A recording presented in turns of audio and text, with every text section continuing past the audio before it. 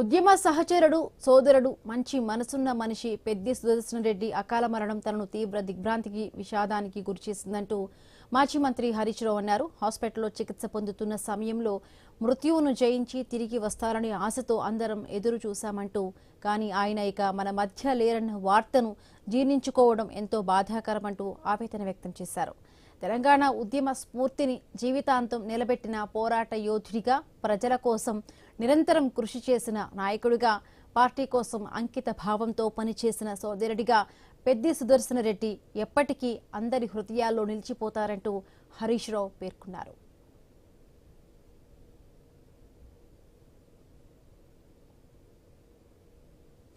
ఆయన మరణం బీఆర్ఎస్ పార్టీకి, తెలంగాణ సమాజానికి తీరని లోటంటూ వ్యక్తిగతంగా తనకు ఒక ఉద్యమ సహచరుడని, ఆత్మీయ సోదరుడిని కోల్పోయిన బాధగా మిగిలిపోయిందంటూ కూడా తెలిపారు. పెద్ది సుదర్శన్ రెడ్డి పవిత్ర ఆత్మకు శాంతి చేకూరాలని భగవంతుడిని ప్రార్థించిన హరీష్ రావు కుటుంబ సభ్యులకు, బంధుమిత్రులకు, అభిమానులకు తన ప్రగాఢ సానుభూతిని తెలియజేశారు. ఈ విషాదాన్ని తట్టుకునే ధైర్యం, మనోబలం వారి కుటుంబ సభ్యులకు ప్రసాదించాలంటూ భగవంతుని ప్రార్థిస్తూ పెద్దన్నకు జోహార్లు అంటూ నివాళులు అర్పించారు.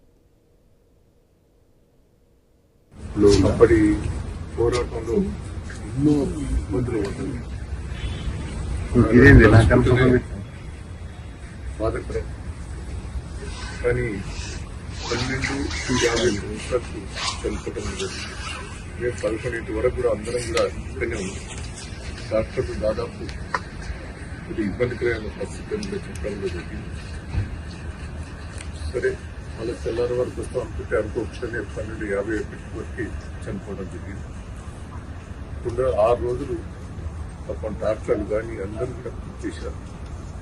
ప్రతి ఒక్కరు కూడా భగవంతుని ప్రార్థించారు. బతికియాలి రాజకీయాలు ఖచ్చితంగా కూడా కృషి గారు బతకాలి. మా వరంగల్ జిల్లాకు ముఖ్య నాయకుడే. వాస్తవంగా అన్ని జిల్లా పోరాటాలు చేశాడు. జ్ఞానం ఉన్నది, అనుభవం ఉన్నది. ఆ నర్సంపేటను వరంగల్ డెవలప్మెంట్ ఒక ప్రముఖ పాత్ర ఉన్నది. అలా పోవటం ప్రతి ఒక్కరు బాధపడుతుంది. అందరి బాధకరం. ఎందుకంటే కొన్ని చిన్న సంఘటనలు జరగవచ్చు, కొన్ని ఇబ్బందికరమైన సంఘటనలు చేసిండాలి. ఇప్పుడు సరే చనిపోయినప్పుడు చెప్పడం కాదు, గన్మెన్ తీసేయటం, అది తీసేయటం. ఎందుకంటే గన్మెన్లు ఉంటే మందులు టైంకి ఇచ్చేది, నిమ్మడిపడి మీకు ఆరోగ్యం మంచిగా లేదని వేరే వాళ్ళకి చెప్పేది. కానీ అది చెప్పకుండానే అది కూడా కొంత ఇబ్బందికరమైంది. ఏది ఏమైనా మీకు నుంచి ఉదయం అమరగిరిలో స్థూపం దగ్గర ఆడ ఇంటర్షిప్ ఉంటాం. ఆడించి నర్సంపేట ఉంటాం. నర్సంపేట అమరగిరిలో స్థూపం దగ్గర ఉంటే నల్లవేలి సుభాష్ వరకు నల్లవేలి పోతాం జరుగుతుంది. ప్రతి ఒక్కరు చాలా మంది వచ్చిన 3 దాన సంస్కారాలు ఉంటాయి. షార్ట్ బ్రేక్ తీసుకుందాం.